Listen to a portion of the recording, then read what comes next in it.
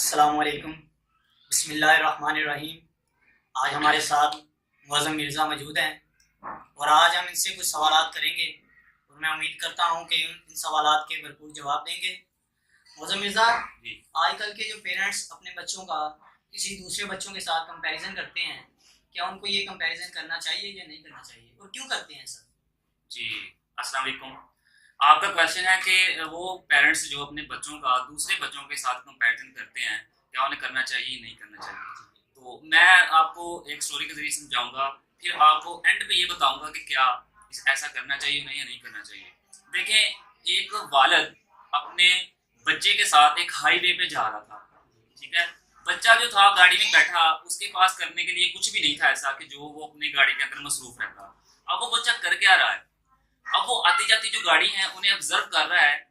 कुछ एक गाड़ी जो है उनकी गाड़ी के पास से तेजी से गुजरती है, उसे ओवरटेक करके जाती है। फिर इसी तरह दूसरी गाड़ी ओवरटेक करके चली जाती है, फिर इसी तरह वो तीसरी करके चली जाती है। बच्चा जो है अंदर बैठा वो ऑब्जर्व कर रहा है कि हमारी गाड़ी जो है इतनी स्लो जा रही है और जो दूसरी गाड़ी है हमारी गाड़ी को पीछा छोड़कर जाई जा रही है। तो उसे रहा नहीं गया, वो अपने वाले से पूछता है कि वालद, बाबा जी, कि हमारी गाड़ी जो है वो इतनी स्लो क्यों है, दूसरी गाड़ियां जो है हमें कंपीट करके आगे चली जा रही हैं। अब वालिद जो है उन्हें बड़ा प्यारा जवाब देते हैं कि बेटा, हमारी गाड़ी जो है वो बहुत पुरानी है, ये गाड़ी जो है ये न्यू है। हमारी गाड़ी की जो कैपेसिटी है वो 50 से 60 किलोमीटर पर आवर है। वो जो गाड़ी है वो हमें कम्पीट करेंगी क्योंकि हमारी तो इतनी कैपेसिटी है ही नहीं हमारी गाड़ी की।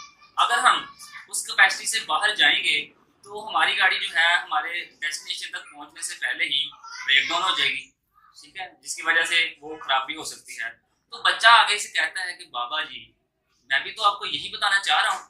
अब वाला साहब जो थे वो बड़ी हैरानी में पड़ गए कि बच्चा क्या कहना चाह रहा है। ठीक है, अब वो कहता है कि जब मेरे फ्रेंड्स के 80 से 90% मार्क्स आते हैं, तब आप मेरा मुआवजा उनसे क्यों करते हैं। आप मेरा मुआवजा उन बच्चों के साथ क्यों नहीं करते जिनके मुझसे लोअर ना मार्क्स आते हैं।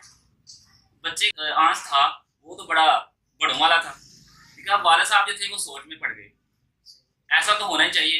अब इसका जो निचोड़ है वो ये है कि हमारे बच्चों की जो कैपेसिटी होती है उस कैपेसिटी के लेवल तक हम नहीं जानते, हम वहां तक नहीं पहुंचते। हम उनसे बड़े बड़े काम करवाने के लिए कहते हैं जो वो कर ही नहीं सकता। हमारे बच्चों की इतनी कैपेसिटी होती नहीं है जितनी हम समझ के बैठ जाते हैं। हम हमेशा ये सोचते हैं कि फलां के बच्चे ने इतने मार्क्स लिए, हमारे बच्चे क्यों क्यों नहीं ले सकते। हालांकि हम उनकी कैपेसिटी नहीं समझते कि वो किस कैपेसिटी का है या वो क्या कर सकता है।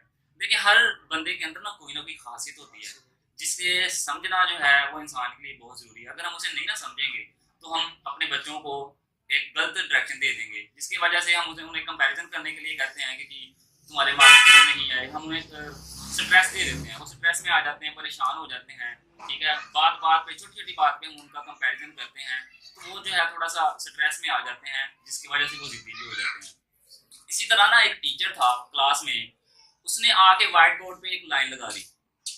अब बच्चों से कहा, है कोई बच्चा जो इस लाइन को आगे छोटा करे। अब एक बच्चा आता है, डस्टर पकड़ता है, उसे थोड़ा सा रब कर देता है। ठीक है, इसी तरह वो दूसरे बच्चे को बुलाता है, वो आता है, वो उस लाइन को थोड़ा सा रब करके चला जाता है। इसी तरह बहुत सारे बच्चों को बुलाता है, हर बच्चा क्या करता है, डस्टर पकड़ता है, उस लाइन को थोड़ा सा रब करके उसे छोटा कर देता है। लेकिन एक बच्चा आता है, वो उस लाइन के नीचे पैरेलल में एक और लाइन खींच देता है, जिसकी वजह से टीचर की खींची हुई लाइन जो है वो छोटी नजर आना शुरू हो जाती है। यही तो हमारे साथ हो रहा है कि हम दूसरों को कम्पीट करना चाह रहे हैं, दूसरों को कम्पीट करने के लिए सोचते हैं। आप कितनों को कम्पीट करोगे, एक को करोगे दूसरा आगे खड़ा हो जाएगा, दूसरों को करोगे तीसरा आगे खड़ा हो जाएगा। हमेशा खुद को कम्पीट करें ऐसे बंदे के साथ जो खुद को कम्पीट करता है, अपने गुजरे हुए दिन को आने वाले दिन से बेटर करता है, तो वो जो है हमेशा सेटिस्फेक्शन रहता है, हैप्पी रहता है।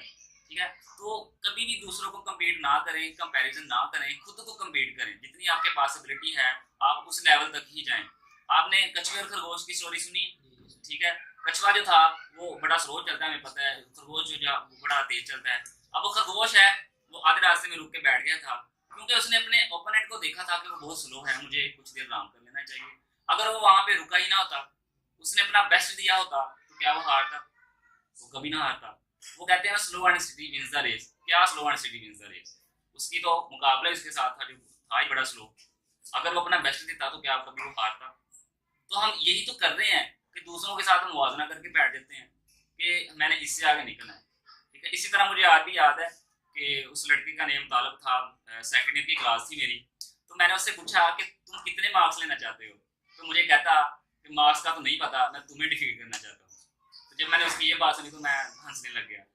तो ये जो है ना कंपैरिजन या किसी के साथ मुकाबला करना, ये अच्छी बात नहीं है। अगर इंसान किसी के साथ मुकाबला करता है तो वो हमेशा स्ट्रेस में रहता है, दुखी रहता है जब वो हारता है। लेकिन जब वो खुद के साथ कंपैरिजन करता है, मुकाबला करता है, अपने आज को या अपने कल को आज से बेटर बनाता है, तो वो हमेशा खुश रहता है। तो वो पेरेंट्स जो अपने बच्चों का कंपैरिजन करते हैं किसी दूसरे बच्चों के साथ, उन बच्चों के साथ जिनकी कैपेसिटी बहुत हाई लेवल की होती है, तो वो हमेशा जो उनके बच्चे हैं वो स्ट्रेस में रहते हैं, जिद्दी हो जाते हैं। तो ऐसा उन्हें करना नहीं चाहिए, बल्कि उनकी एबिलिटी को समझते हुए उनसे वो काम करवाने चाहिए। मौजम मिर्ज़ा, जिन्होंने हमारे सवाल का भरपूर तरीके से जवाब दिया है, और मैं उम्मीद करता हूँ कि आप लोग भी सेटिस्फाई हो गए होंगे। बहुत शुक्रिया।